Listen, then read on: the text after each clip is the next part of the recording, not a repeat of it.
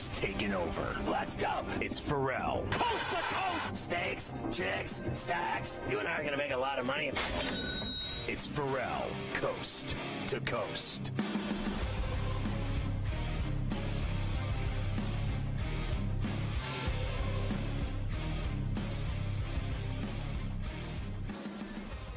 And we are back for El Coast to Coast, hour number 2 here on SportsGrid and SportsGrid Radio. Carver High and Davis Maddock in for Scotty. Great to have everybody with us. Before we continue on, we always like to tell you, you have to get the new SportsGrid app. It's an absolute must. It's actually ridiculous that you don't have it already. It's available both at the iOS and the Play stores. You can track scores and live odds, stay up to speed on all the latest content from all your favorite hosts. You can watch or listen live anytime, anywhere on the app. So you can watch SportsGrid whenever you want.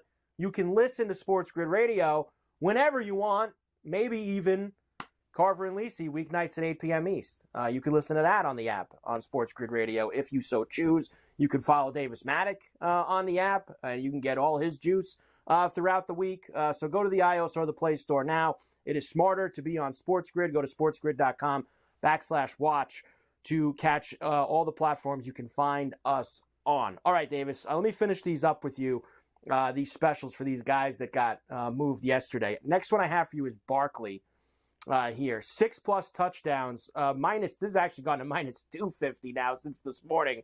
1,000 regular season rushing yards. Minus 170 that's gone to now. Some updated numbers. 8 tutties is now minus 115. This is only a couple of hours, Davis, since we made this board that these numbers have shifted. 10 tutties, plus 300, 500 receiving yards, plus 460. That one has not moved on the Barkley board. I have some bigger ones, too, that aren't there. 3 touchdowns in a game against the Giants this year, plus 650. 12 regular season rushing touchdowns, 7-1. You know, I think that's something. It's not on the board, Davis, but you think about 12 touchdowns for Barkley, how much the Eagles operate inside the red zone with the running game. Yes, it's a lot of Jalen Hurts, and that could cut into that. But I feel like if he played every game, 12 is very attainable for him. It's super attainable. I mean, really, it just comes down to what do they decide to do at the goal line. And I've been going around in circles on this one. You know, who is the biggest responsibility? Who has the largest responsibility on the tush push? Was it Jason Kelce? Is it the guards? Is it Jalen Hurts? I mean, I think pretty clearly Hurts is a huge part of the equation, and the tush push is definitely not going from the most effective play in the NFL to something that is not a part of their repertoire at all. Definitely going to be something they work at the offseason. Like Jalen Hurts is, I mean, he's got to be the strongest quarterback in the NFL. Maybe Anthony Richardson is close. I would say Hurts maybe in functional strength probably is the strongest. So you do get down there on the 1 yard line. You are, it is 3rd and goal from the 2. What are you doing? Are you giving the ball to Barkley? How often are you putting it in his hands? Now, obviously, Barkley still had a ton of success as a rusher and as a receiver with the Giants with that awful offensive line, really suboptimal quarterback play. This is far and away. I mean, these are going to be the best teams he played on, I guess, since he was at Penn State, right? I mean, it's as good of a situation as he's been in. However, I just feel like the combination of not knowing what the goal line stuff is going to be like and thinking Hurts will probably be better at it. And he's a running back, dude. Running backs just get hurt. Like, I'm not betting a running back future in March. I just don't think I can do it. You know, you're right. That play has been so successful. It would be hard to think that they're just going to completely abandon it and scrap it from their repertoire of things that they like to do. I'm sure Kelce played an enormous role in how successful that play was. We welcome in our radio affiliates, Ferrall, Coast to Coast on a Tuesday, SportsGrid Radio, Sirius XM 159, and Sports Byline. Great to have you with us. It's such a successful play. But think about it from this aspect, maybe, Davis. You know, Hurts has taken a lot of hits the last couple of years. He's been banged up in December the last couple of years. You're paying him a lot of money. You're now paying a running back a lot of money for him to be the guy that maybe does some of the heavy lifting down inside the 5. You have a new offensive coordinator in Kellen Moore who's going to be in there as well. So maybe some things will change, but I'm sure we won't completely see the end of the tush push. I'm sure it's still going to be some part of it, but maybe some new wrinkles could lead to some more carries inside the 5 for guys like Barkley. Yeah, that's actually, now that you say it, I wonder if maybe that was even part of the logic. Like, okay, we didn't feel that comfortable handing it off to Kenneth Gainwell and DeAndre Swift and Boston Scott and Rashad Penny with these games on the line in these important spots on 4th and 1. Probably 4th and 1, it's still going to be Jalen Hurts, but, he did play with that knee injury for pretty much all of last season, and clearly by, like, week 14, 15, I mean, the dude was having trouble moving around. Like, it had become a real problem. So maybe part of the thought process is, if we know that with Jalen Hurts, we do have to play this pretty aggressive rushing style, we can't just, like, Jalen Hurts is a great quarterback, but he's not, you don't want to play the air raid with Jalen Hurts, right? You don't want to treat Jalen Hurts like he's Patrick Mahomes. You got to run the Jalen Hurts offense. Yeah, I mean, do give Barkley a lot of that work. Like, instead of having Jalen get tackled 13 times a game, maybe have Jalen getting tackled 7 times a game, and that will make it less likely that he does pick up that injury that significantly slows down your season. Last one I've got for you is Russell Wilson. Now, obviously, we don't know what's going to happen here with Russ. I think he's going to be the starter week 1. Could Kenny Pickett beat him out in August? Sure. That could absolutely happen.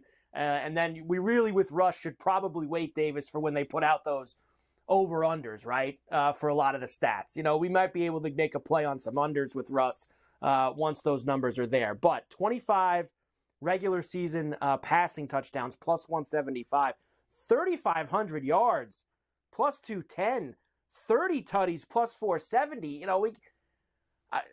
He's going to a team that really hasn't thrown the football a lot the last couple years, and has added an offensive coach who really doesn't like to throw the football, and Arthur Smith.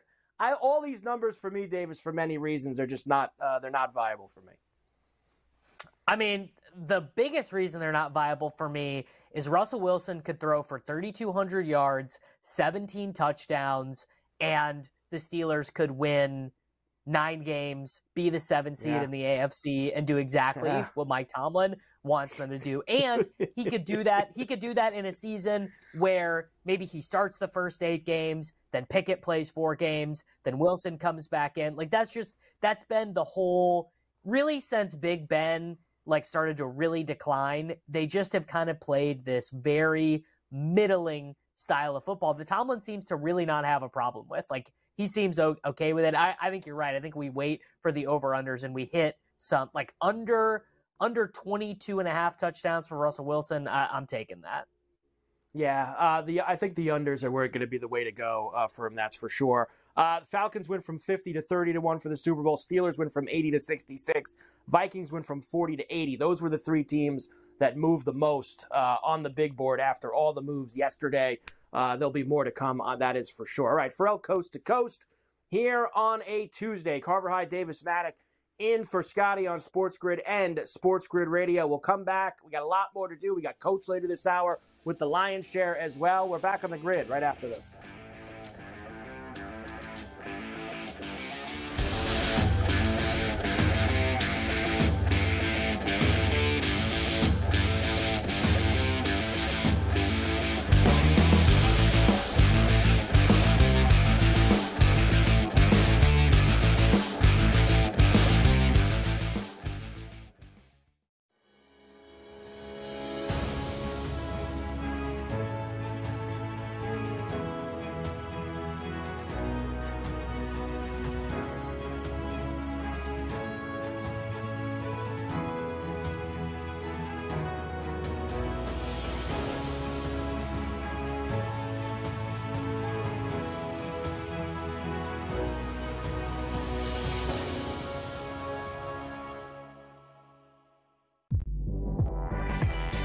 Women's basketball, as a coach, as a basketball purist, is so much better to watch than the men.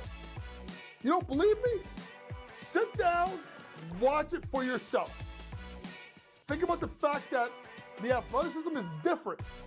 So now you have to depend on your fundamental and your skill and not through athleticism. Betting above the rim, only on SportsGrid. Maybe not a match that we thought would be the most enticing 6 months ago, but Newcastle, they are kind of on the ropes. They looked awful against Blackburn in the FA Cup. Lamine Yamal's been the stand-up player, a guy that's 16 years old, a guy that was drafted in from La Masia, from the academy. It says a lot, really. It says a lot about the really poor standard of the rest of the players this season. Pro League Soccer powered by Marca, only on SportsGrid. I think Boston's going to the NBA Finals, and at this point, I'm still willing to say this early that they're the best team in the NBA, even better, in my view, than the Nuggets. Barkley, for me, I say the front runners would be the Dallas Cowboys and or the Philadelphia Eagles, and I think Jerry might get in on this and say just make it happen and get Saquon on our football team. Ferrall coast to coast, only on SportsGrid. Anyone that's been to a sporting event, the atmosphere before a game, I think Game Time Decisions has that same exact atmosphere. This is our arena.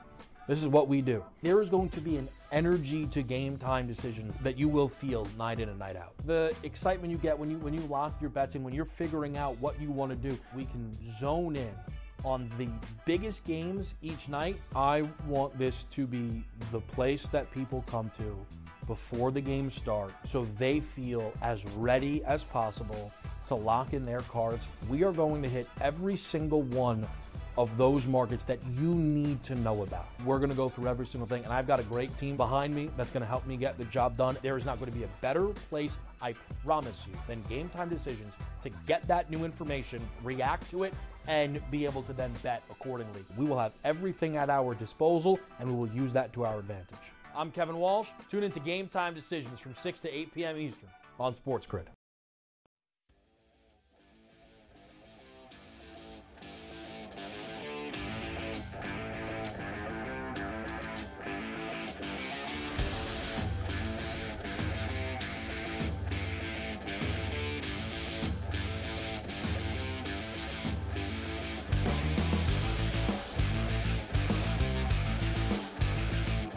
And we are back for Coast to Coast here on a Tuesday. Carver High and Davis Maddock in for Scotty on SportsGrid and SportsGrid Radio. Great to have everybody with us here today. It looks like the Irish are going to survive. Georgia Tech had the ball down 2 in the final seconds. Kid drove to the lane, got it stripped. Notre Dame picked it up, and they got fouled. So 5 seconds left. Notre Dame up 2 and going to the line. Hopefully this kid can hit 2 free throws. And that will be that. And we can end this thing and maybe even get the Irish to cover, too. That would be nice. So there you go. Makes the first one. They're up 3. Cincinnati's having problems with West Virginia at the Big 12. They're down 44-39 about a minute into the second half. So West Virginia, who was the worst team in the Big 12 this year, looks like they're going to give Cincinnati all they can handle. George Washington leads LaSalle in the A-10 in Brooklyn. All right, Davis, I wanted to get into this with you because you and Scotty usually talk baseball every day, but this gets worse like every day for me. Like I've been so down on this. You've heard me on the Yankees and their act for the last couple of years with how they handle injuries, how they handle basically everything. So Sunday, Aaron Judge wasn't playing, and it was he's fine. Nothing's wrong. Yesterday, well, he's just a little worn out from spring training. Then today, he had to tell everybody, I had an MRI on my abs, or something, and it came back clean, and I'm just going to be out of the lineup for a couple of days. Garrett Cole, getting MRIs done on his throwing elbow. We still haven't. I saw Boone say today, we're going to wait until everyone weighs in on it before we make any determination. Does that mean that the first person who weighed in on it told you something bad, so you need someone else to weigh in on it and get a better result? Is that what this means? The Yankee season, with their obviously, the 2 faces of their team, their 2 best players on pitching, on offense, it's not even Patty's Day yet, and the Yankees have all kinds of problems, Davis. What a bad scene for them.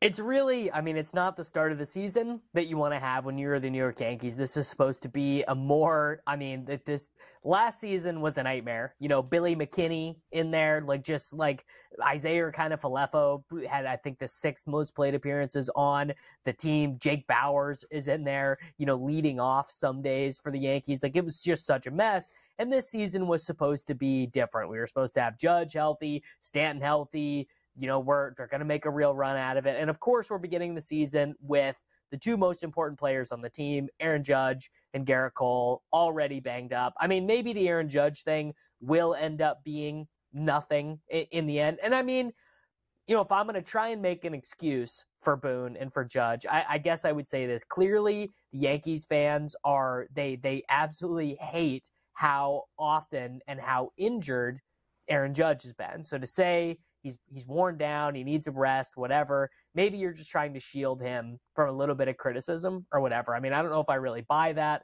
I don't really even know if that's a good excuse for not being like, yeah, the guy had to have an MRI on his abs. He's feeling a little bit banged up.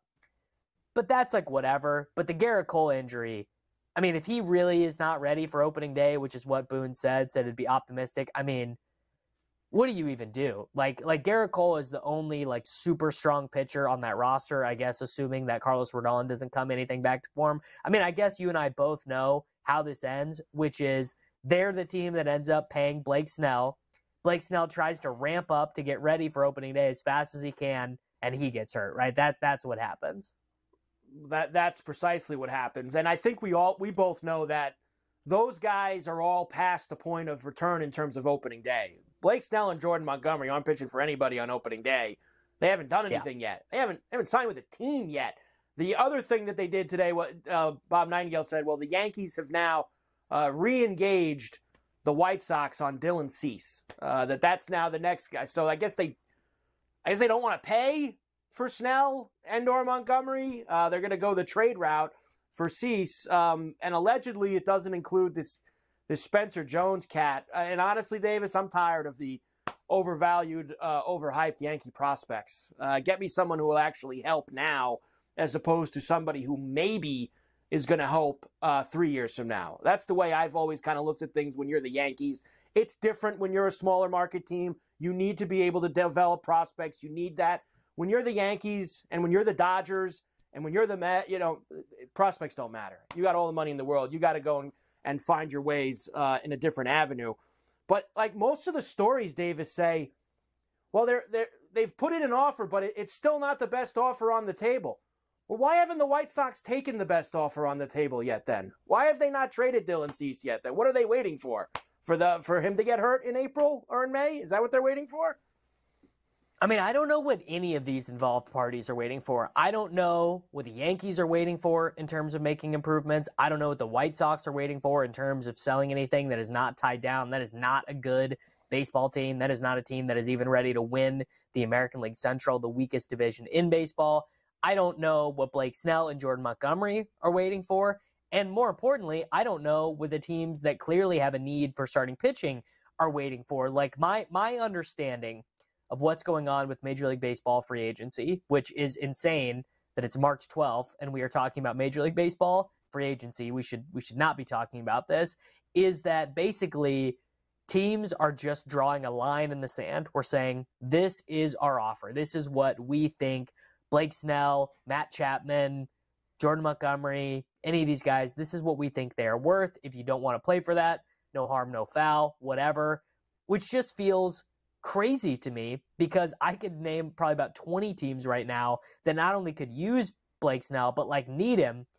And I think every team could probably use Jordan Montgomery, just a solid number 3 pitcher, not going to win any Cy Youngs, but is not going to get blown up any given night either. You can't figure it out. You got a team remember when Boston used to spend money? Remember when the Red Sox actually spent tons of money? And look, maybe they won a lot of World Series in the last 20 years with that kind of philosophy.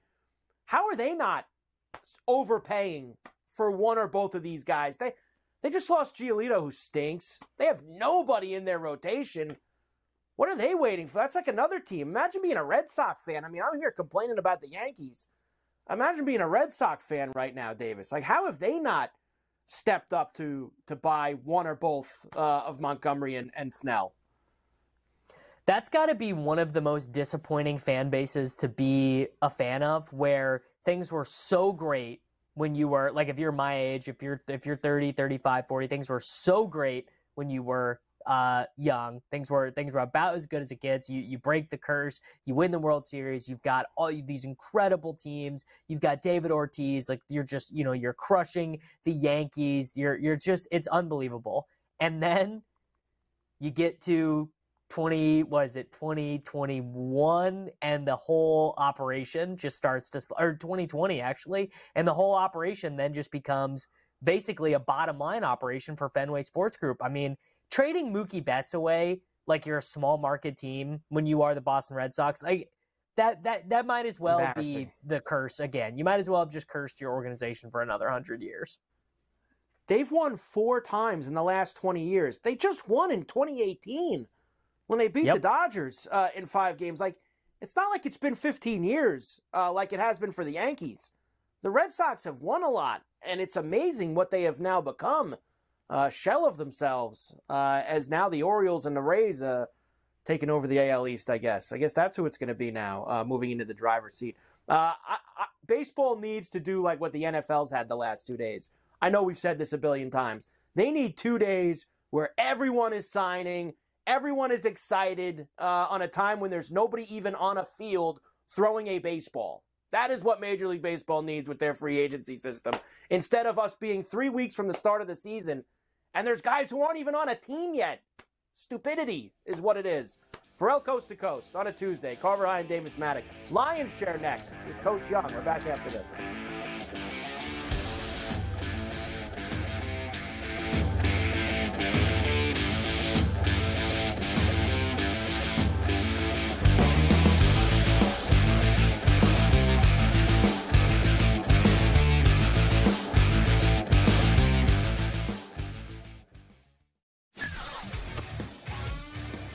Boston's going to the NBA Finals, and at this point, I'm still willing to say this early that they're the best team in the NBA, even better, in my view, than the Nuggets. Barkley, for me, I say the front runners would be the Dallas Cowboys and or the Philadelphia Eagles, and I think Jerry might get in on this and say just make it happen and get Saquon on our football team. Ferrall Coast to Coast, only on SportsGrid.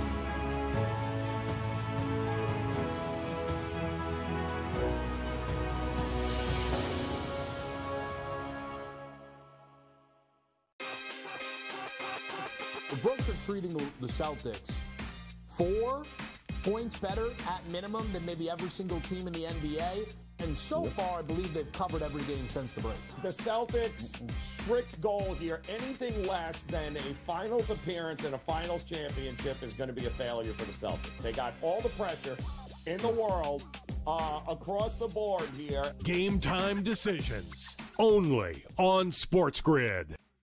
It's smarter to be on SportsGrid, your 24/7 sports wagering network.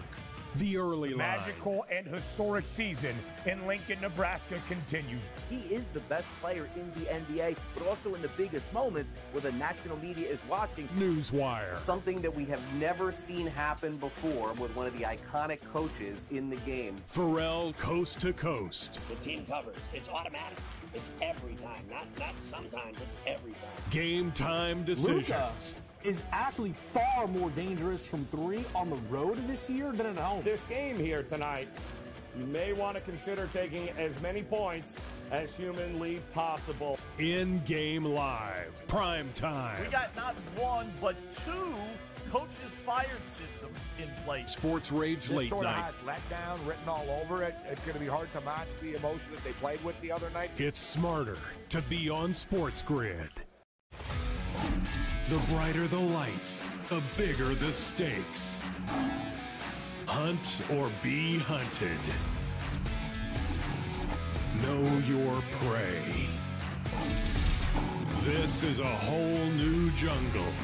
This is The Lion's Share. Brought to you by BetMGM. And we are back for El Coast to Coast here on a Tuesday. Carver High in for Scotty on SportsGrid and SportsGrid Radio. Great to have everybody with us. BetMGM is doing it again. They are giving away free money. How about betting $5 and getting $150 back instantly? You've got to be kidding me. What do we need to do? How about download the BetMGM Sportsbook app on iOS or Android, or visit BetMGM.com. Sign up and deposit at least $5 into your newly created account. This is for new customers. Place a wager in the amount of at least $5 at standard odds price. Once you have placed a bet, you will receive $150 in bonus bets regardless of the outcome of your wager. Make sure you use bonus code SG150. That is SG150. BetMGM. They're doing it again. They're giving away free money, and it's a great week to do it because it is Conference Championship Week. March Madness is here. It is all happening, that's for sure. It is time for the Lion's Share, brought to you by BetMGM, and Coach James Young is in the house with us on C2C. Coach, good to see you as always, my man. We have a lot going on. We got games going on right now, in fact. As you know, Conference Championship Week is fun. There's tons of games in the afternoon. A lot of times, Coach is like, well, the teams that are already in, it's not important to them. They're not really playing for anything, seeding, etc. The teams at the bottom, they're just trying to get out of town and the season be over. It's those teams in the middle, Coach, of all these conference tournaments that always have the most to play for. You'd like to think Cincinnati was one of those teams. I mean, they're getting smacked by West Virginia here in this Big 12 tournament game. They're down 10 with 14 minutes to go. And it's just like they beat them by like 45 or 50 last weekend, Coach. What a absolute no-show from the Bearcats here. Well, if you look at the Cincinnati team, you know, what Thomas has played pretty well. He's 6 of 12 from the floor.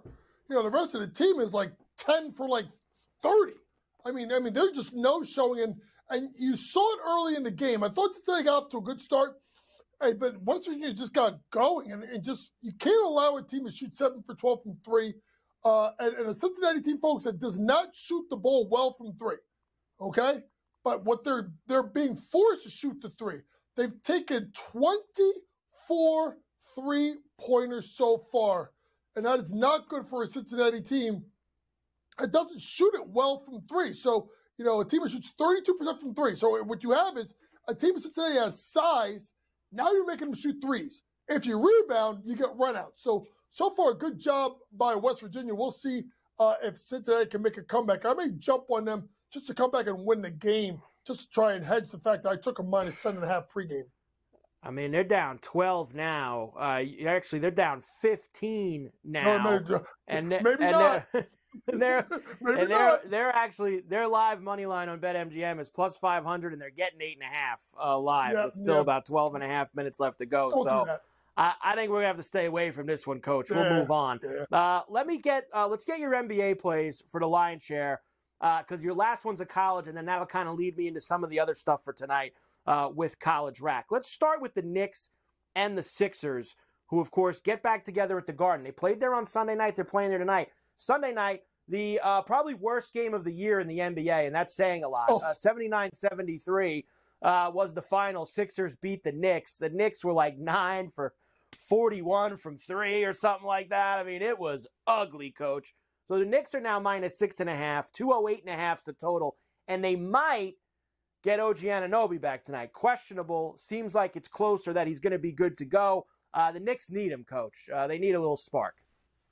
They do need a little bit of spark, but I'm going to go with the Knicks just for a simple fact of Tibbs is like a college coach, right?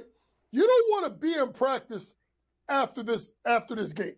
I mean, you already saw what happened. I mean, Josh Hart is posting pictures with Alex Toussaint on the Peloton yesterday, so he's ready to play about 45 minutes tonight. So I'm going to go with the Knicks on a bounce back. I know Maxi's off their injury report, so he's going to play.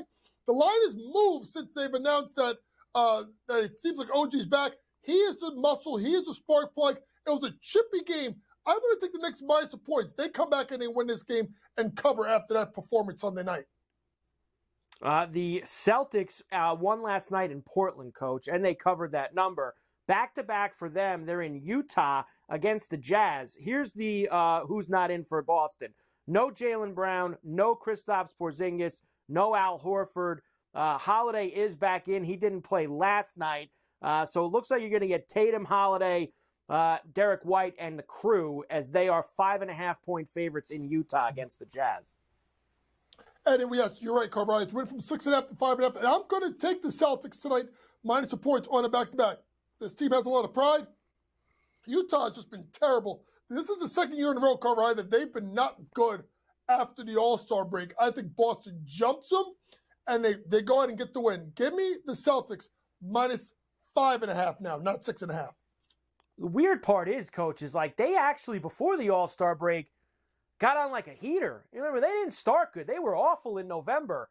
And then like late December to the All-Star break, Jazz were playing real well. They climbed themselves like back to 500 in the Western Conference. But you're right. It has been all downhill since as they are now 28-36. All right, player prop here. Pacers are in OKC against the Thunder. They're getting 6.5. But what do we got here, Coach? An Obi Toppin sighting? Obi Toppin over 7.5 points. Wait, what? Coach is taking Obi Toppin. He don't play for the Knicks anymore, but he's gone over 2 of his last 3 games. And if you think about this, it's about pace. It's about pace in this game. And he will get up and down the floor. It's going to be a lot of runouts, fast break opportunities. Give me Obi Toppin, Carver High, over 7.5 points. Why don't we stay in that game, Coach, for one more, and that is Pascal Siakam. Yeah, I'm going to go with Pascal Siakam to go over 3.5 assists tonight because it's kind of correlating, right? I expect a lot of possessions. I expect a lot of runouts. Pascal Siakam, more, obviously a guy that's kind of like a point forward, I guess you would say, has only gone over 3 of his last, I think, 9 games. But this is a matchup that leads to where he can kind of get going. His only other time that he's gone against them, 8 assists. So I think he goes over. Let's give me Pascal Siakam over 3.5 assists. I think it's 5+ tonight. You have one more lion's share play. I'm going to get to it in a moment, Coach. Just one more quick thing on the NBA because your last one's college. 2 late-night games tonight of a lot of significance. Who do you like? Mini in LA against the Clippers. Clippers minus 6.5. And the Bucks are in Sacramento tonight, minus 1.5. The Kings have been sleepy lately, Coach. I mean, they've lost some bizarre games. Home to the Rockets on Sunday. They lost it all. That Bull game that they blew last week. You would think this is a spot where the Bucks should handle the business. 1.5, though, Coach, for this game tonight. Yeah, first off, I'm going to go with Minnesota plus the points. I think this is a spot where they're going to keep the game close enough, Carver. The key is you got that extra half of point. So I'm going to go ahead and I'm going to take Minnesota plus the 6.5. Now, when you get to Milwaukee, Sacramento, intriguing matchup. They've been up and down a little bit more down lately for a team like the Bucks. But I'm going to go ahead and I'm going to take them. If you kind of look around, Giannis is probable tonight.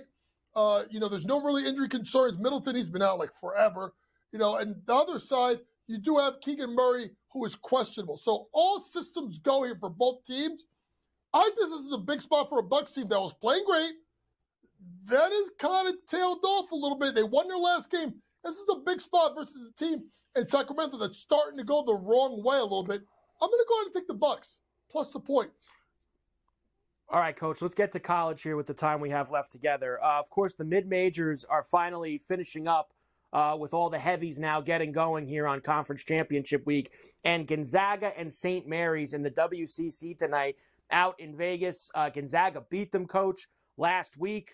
Zags minus 3.5 in this game. 137.5 is the total. What do you got for me at the Orleans Arena?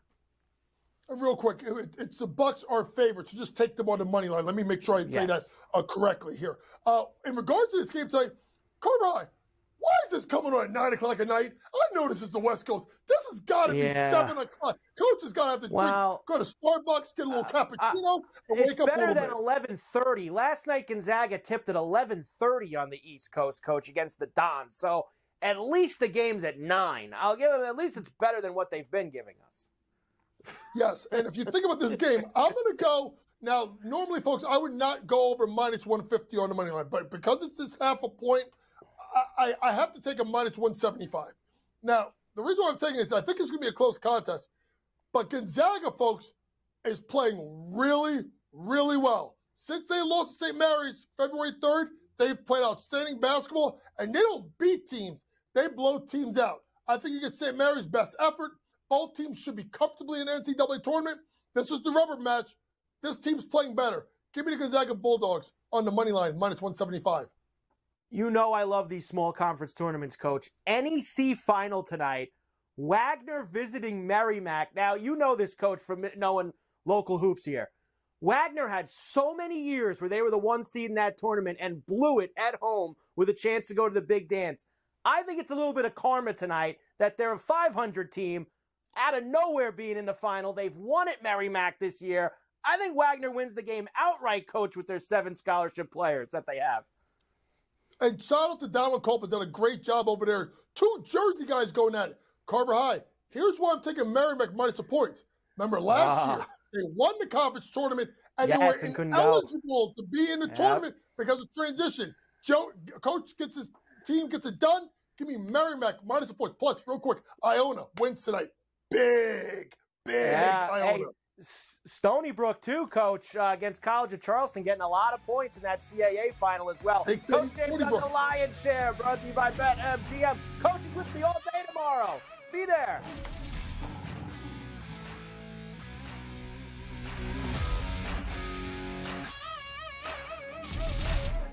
The Lion's Share, presented by BetMGM.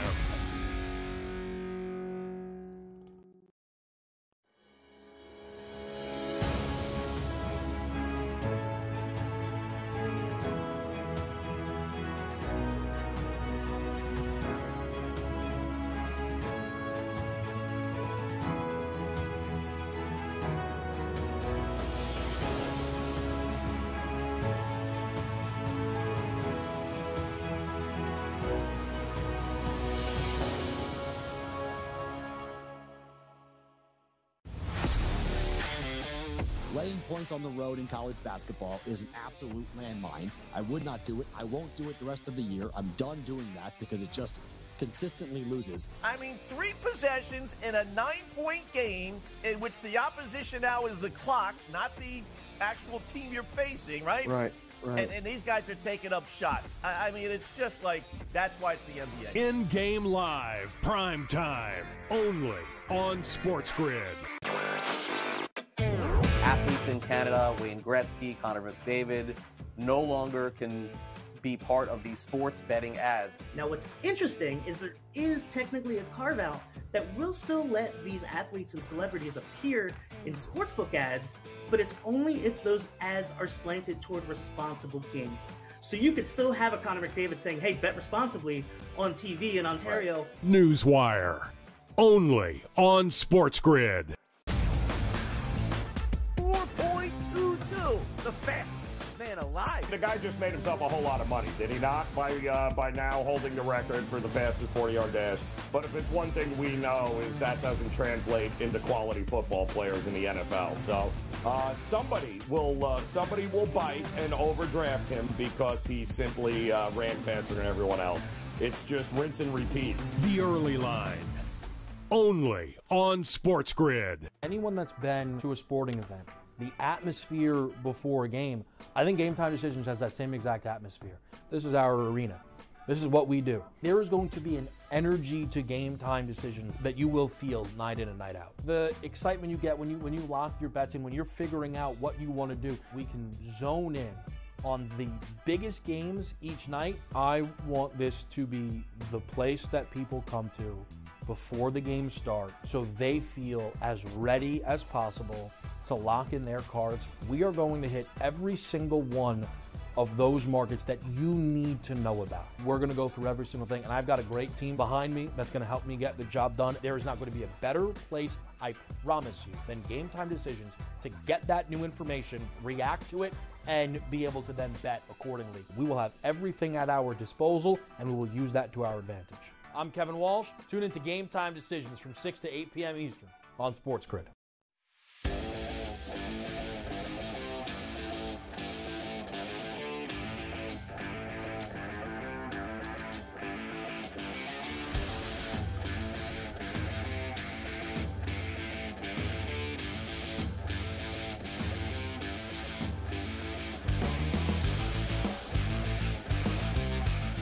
And we are back. Ferrall Coast to Coast here on a Tuesday. Carver Hine, Davis Maddock in for Scotty on SportsGrid and SportsGrid Radio. Great to have everybody with us. This game is coming down to the wire here. Under 10 minutes to go in the Big 12. West Virginia and Cincinnati. West Virginia was up by, I believe, 15 was the high water mark for them. And then the kid took the technical foul, and they went on a 7-0 run. Cincinnati just hit a 3, and they've cut it to 8. So still a lot of time here. 9:24 to go. They're reviewing something right now. I have no idea what they're reviewing here. It looks like, is that a foul underneath maybe? I'm not sure what they're looking at, but the shot should count either. Ooh, he bumped the kid after. This might be another tech on West Virginia. So they're unraveling now after having this big lead. Notre Dame did win over Georgia Tech by 4. UCF won. LaSalle ended up beating George Washington by a bucket. Louisville and NC State starts momentarily. All right, Davis, how about NBA tonight for us? We have a pretty good slate on a Wednesday. Why don't we start at the Garden? This is where me and Coach started as well, because these two teams, it's kind of a rerun. They played Sunday night at the Garden. It was the worst game of the season in the NBA, 79-73. Hope everybody had the under for the Knicks and the Sixers. But, Davis, there's hope for tonight. Because we do have some guys back in. Maxey will be back for the Sixers tonight. He has cleared concussion protocol. And for the Knicks, they might get, he was listed as questionable. We're going to see what happens. OG Anunoby back, who hasn't played since late January. So a couple guys back in. Knicks have now moved to 6.5 with that news. The total, 208.5. It was 212 last night when I was doing the radio show. So everybody, Davis, hammering this under after a 79-73 game the other night. Come on, we can't possibly be that square here in the United States of America on the BetMGM Sportsbook. We cannot be taking the under. We cannot be betting a 76ers game with Maxey back down to a sub 210 total. I mean, the Knicks do play very slow. The 76ers do not. The 76ers played slow when Cameron Payne and Kyle Lowry and Buddy Hield were handling the ball. I think people do. I mean, I don't even have to guess. I know that the market did kind of forget about what a Tyrese Maxey-led 76ers team is going to look like, because actually a Maxey team with him out there running the pick and roll with Paul Reed and with Tobias Harris, They play like 5 out. They'll do a little bit of Batum at center. They'll do a little bit of Tobias Harris at center with Buddy Hield and the rest of those guards. In fact, I bet they do a little bit of Payne, Oubre, and Maxey all out there together. That's a really deep shooting lineup. So I would definitely be on the over there. I know that Coach was on his New York Knickerbockers tonight. I don't think I can get there. Maybe if OG is back. I mean, OG's not going to be in obviously game shape. You know, the guy hasn't played, I think, in 9 weeks now. It's been a good little bit of time. And 76ers, no Embiid, yeah, but they're still a better team than the New York Knicks, especially without Robinson and Randall. It's just one play for me, Davis, and it's the over. I'm with you. I am not. This thing getting hammered down to 208.5. Go ahead. Well, get it a little lower for me, and I'll go at it some more. Over 208.5. You're right. Maxey back in already means more point. The Knicks are not gonna go 9 for 41 from 3 again tonight. It's just not. It's not gonna happen. You know, they're gonna make more shots. Brunson isn't gonna go 5 for 20 or whatever he was on Sunday night. There's going to be a little bit of give back here, and that's going to lead to well over 208.5 between the Knicks and the Sixers. Next one for you. Not the best game on the card, Davis, but Washington is in Memphis against the Grizzlies tonight. Grizzlies getting 2.5 at home. The Wizards have actually, after losing 600 games in a row, have actually now responded. They beat the Heat on Sunday, of all teams. So Washington here, who's going to have, looks like everybody in the lineup for them. The Grizzlies always have a long list of guys who aren't playing, but Washington favorites on the road here by 2.5. Yeah, look, a little win streak here for the Washington Wizards. In fact, it is their second winning streak of the year. Back on January 27th, they beat Detroit, and then they ended up beating the Spurs. Then they lost 16 in a row. Then they beat the Charlotte Hornets, and then they beat the Miami Heat 110-108.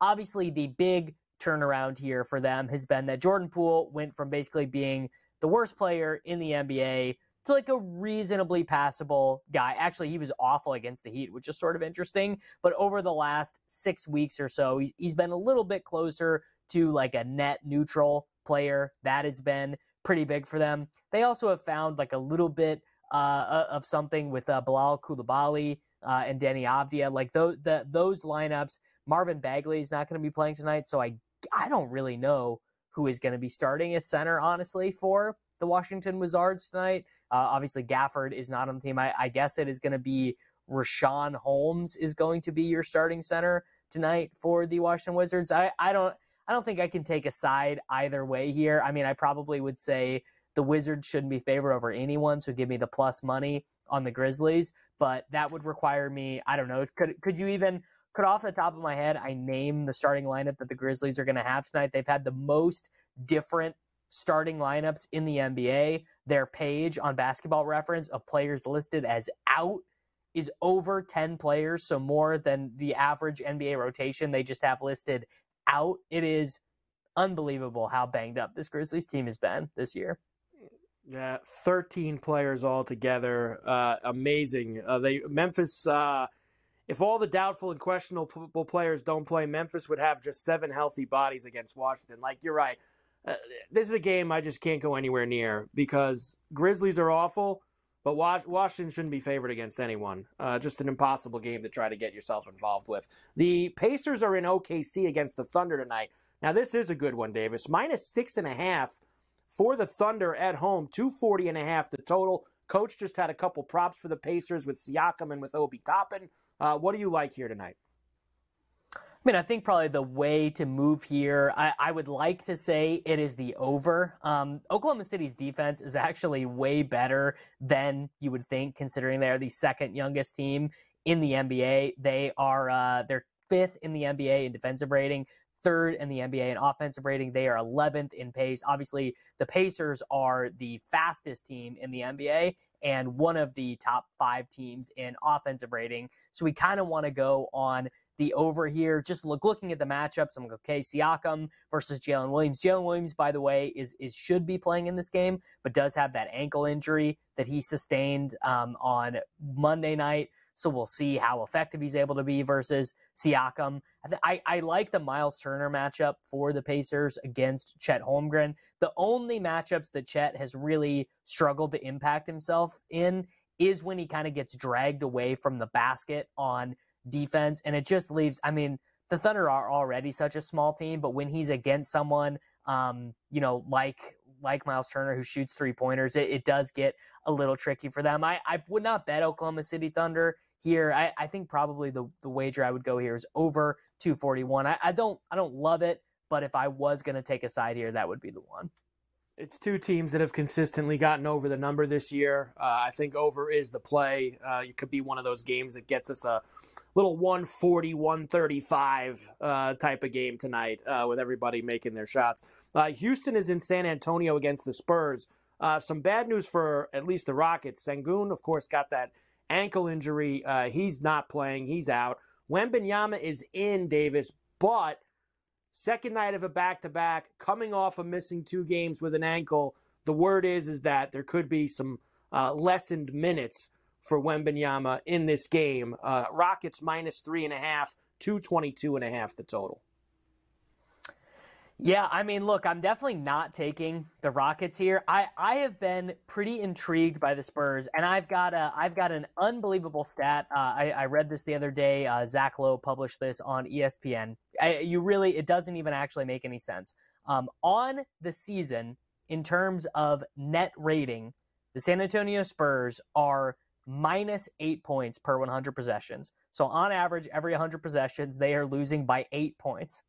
When it's Wembanyama, Trey Jones, and Devin Vassell on the floor, which has been something like 600 minutes or so, probably a little bit more than that now, they are plus 1.2 points per 100 possessions, which means that when they just have Wemby on the floor with an actual point guard who can get him the ball in space, run a real pick and roll, do whatever, they're actually, they're not a good NBA team, but they are at least an above, they're a relatively decent NBA team. So I kind of, now with Wemby not playing full minutes, you probably don't want to go crazy with that, but I definitely would not take the Rockets. And you know what? I actually do like the Spurs here. I'm just not buying this back half of the season Rockets stuff. I'm not either. And I know that I'm a little nervous, of course, that Wembanyama's maybe not going to play his usual 28 to 30 minutes. That might get chopped down to 20 to 22. But I'm going Spurs here if I had to go anywhere with the 3.5. Boston's in Utah against the Jazz. No Jaylen Brown, no Kristaps Porzingis, no Al Horford for them tonight.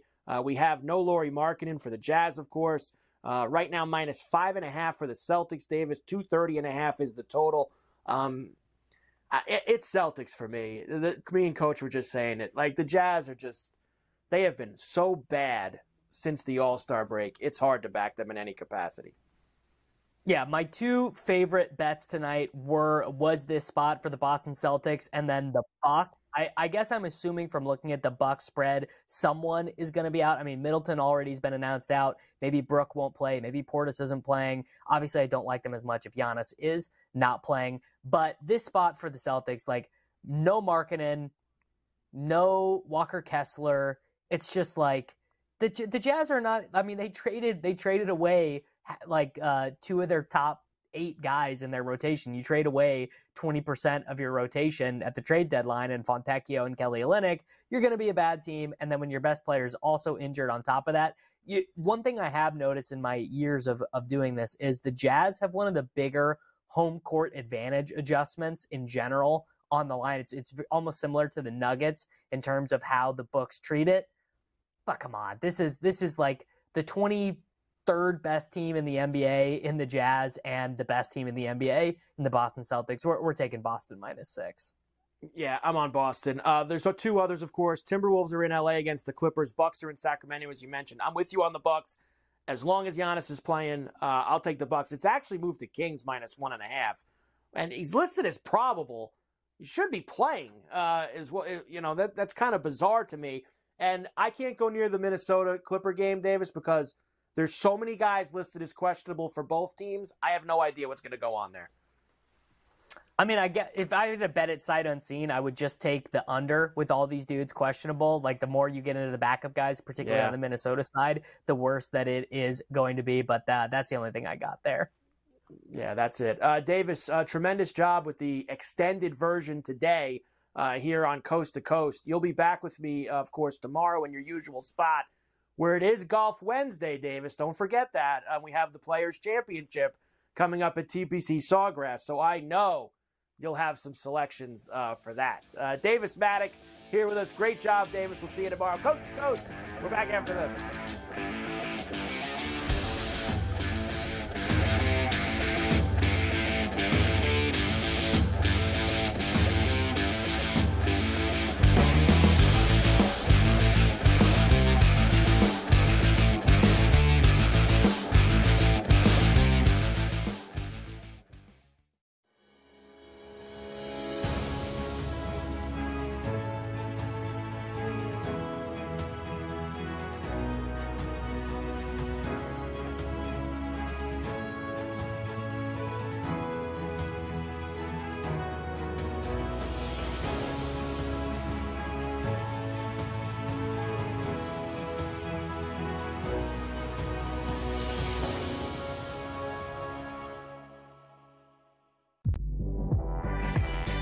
women's basketball, as a coach, as a basketball purist, is so much better to watch than the men. You don't believe me? Sit down, watch it for yourself. Think about the fact that the athleticism is different. So now you have to depend on your fundamental and your skill and not your athleticism. Betting above the rim, only on SportsGrid. Maybe not a match that we thought would be the most enticing 6 months ago, but Newcastle, they are kind of on the ropes. They looked awful against Blackburn in the FA Cup. Lamine Yamal's been the stand-up player, you know, a guy that's 16 years old, a guy that was drafted in from La Masia, from the academy. It says a lot, really. It says a lot about the really poor standard of the rest of the players this season. Pro League Soccer, powered by Marca, only on SportsGrid.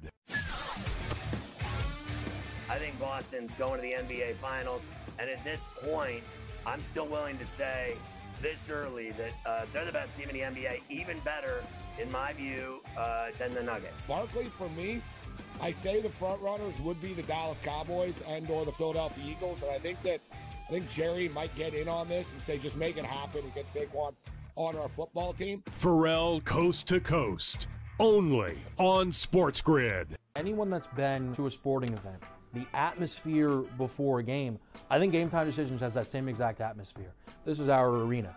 This is what we do. There is going to be an energy to Game Time Decisions that you will feel night in and night out. The excitement you get when you lock your bets in, when you're figuring out what you want to do, we can zone in on the biggest games each night. I want this to be the place that people come to before the games start so they feel as ready as possible to lock in their cards. We are going to hit every single one of those markets that you need to know about. We're going to go through every single thing, and I've got a great team behind me that's going to help me get the job done. There is not going to be a better place, I promise you, than Game Time Decisions to get that new information, react to it, and be able to then bet accordingly. We will have everything at our disposal, and we will use that to our advantage.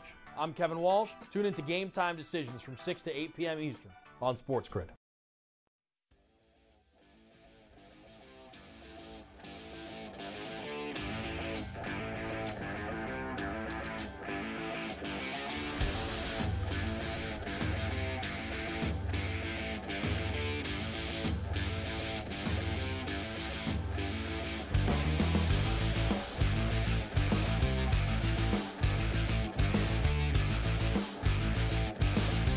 And we are back, Ferrall coast to coast here on a Tuesday. Carver High in for Scotty on SportsGrid and SportsGrid Radio. Great to have you with us. It is time for this day in Carver High history. Let's go. 1966.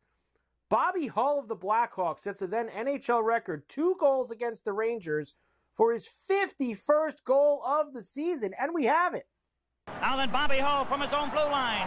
The Golden Jet driving at center in on the Ranger defense. Getting set. He may pass or shoot. He drives one.